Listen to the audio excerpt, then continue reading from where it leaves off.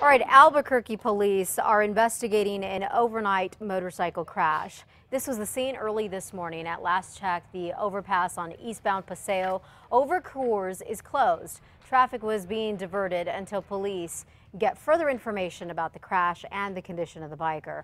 The biker was taken to the hospital. All right, on a better note now, if you thought the Lobos would be down after losing to Air Force last week, think again. They are waking up winners this morning. They are moving on in the Mountain West Conference Tournament. Sports Director Van Tate is with the guys in the bright lights of Las Vegas. He has a recap of both the men's and the women's games. Hey, Van.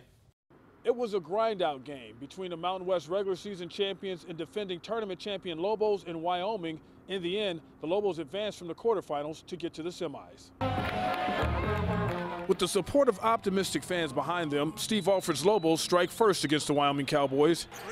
Hugh Greenwood makes sure the first bucket of the game is a three-pointer. From there, Tony Snell started to take aim from the three-point line and inside. He would finish with 11 first-half points as the Lobos started to create separation. A Chad Adams steal would lead to a Hugh Greenwood basket, an 11-point Lobo advantage. The Lobos would follow with more defense. A series of blocked shots before the half helped the Lobos to go in with a 34-24 advantage at the break. The Lobos start the second half ice cold, and Wyoming takes advantage. A 10-point lead going down to 3. The Lobos didn't score a field goal in the second half until Cameron Bairstow muscled one in at the 9:37 mark. He was fouled on the play. Later, Kendall Williams would find Alex Kirk on the fancy pass. Kirk would convert. The Lobos would lead 56-42. Bairstow finishes with 2 of his 14 points on the dunk, and the Lobos roll 59-46 is the final. That's been our identity all year. Really guard you, play tough, play nasty, really guard you. And I thought we did that again tonight. We hold a team to 8 field goals in both halves, 24 one half, 22 the next.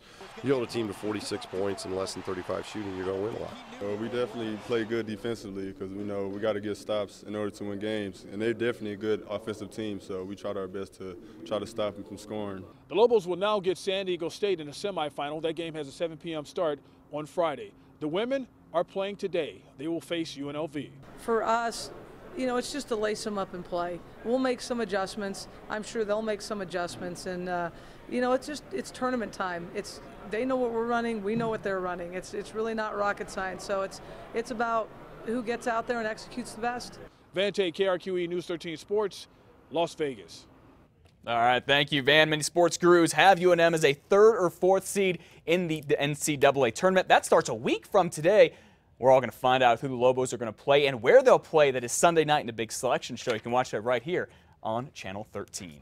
All right, the other big story everybody's talking about, it is going to be a low-key kind of a day for Pope Francis I. You see, it is his first full day on the job after the papal conclave elected him as the leader of the world's 1.2 billion Catholics. And get this, how exciting is this? Some folks from right here in New Mexico, including the Archbishop of Santa Fe, were lucky enough to be at the Vatican yesterday when history happened.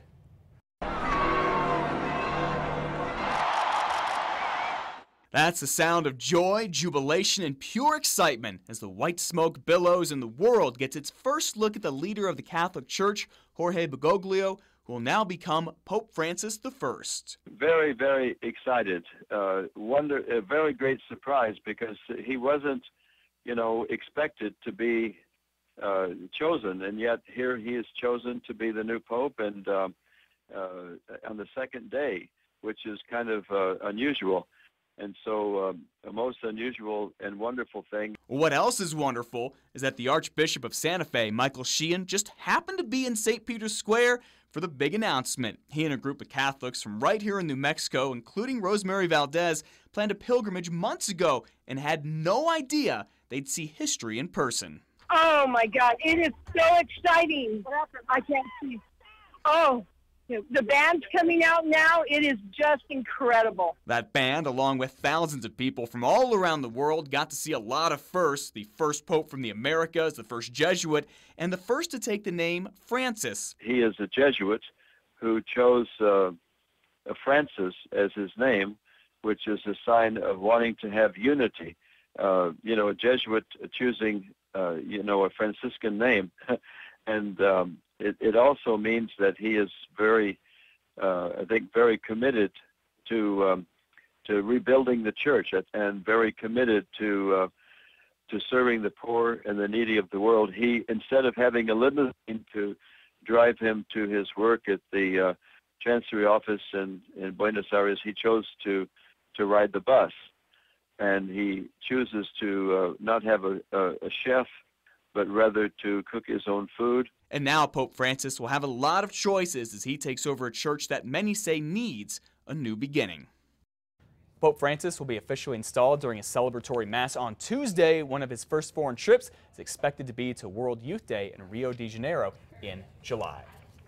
Well, back home in New Mexico, the state budget is headed to the governor's desk, even though she is threatening to veto it. Overall, the budget's worth nearly $6 billion, and the governor is not happy that the Senate took out $3 million for merit pay to reward high-performing teachers and replaced it with money to attract quality teachers at struggling schools. And the governor says this whole budget thing is about more than education. Also, they didn't fund LIDA in order to bring companies to New Mexico. JTIP, which is a job training. Our economic development plan also has been cut drastically. And so it is overall the budget. They voted today not to sit down and negotiate on that budget. You call it what you want to call it, because if I call it what I call it, it's going to be in the news tonight.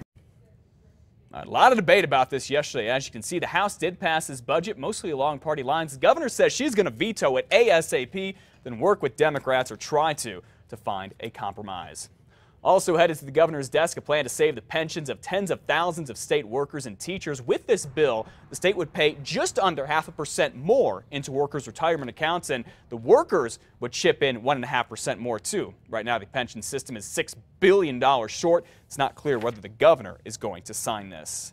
And the bill that funds projects all around New Mexico is also headed to the governor's desk. It's the capital outlay bill. It's worth $225 million and includes money for the Dixon Apple Orchard, upgrades to security and facilities at state prisons, an access road for the spaceport, and construction for university buildings. Governor Martinez has the power to veto specific projects in this bill that she does not like. At first, terrifying, then a very odd scene unfolded at the Waffle House in Albuquerque yesterday. You see, a visiting tourist had just sat down for breakfast at the restaurant over off of Central and Tramway when all of a sudden, a woman drives right through the window.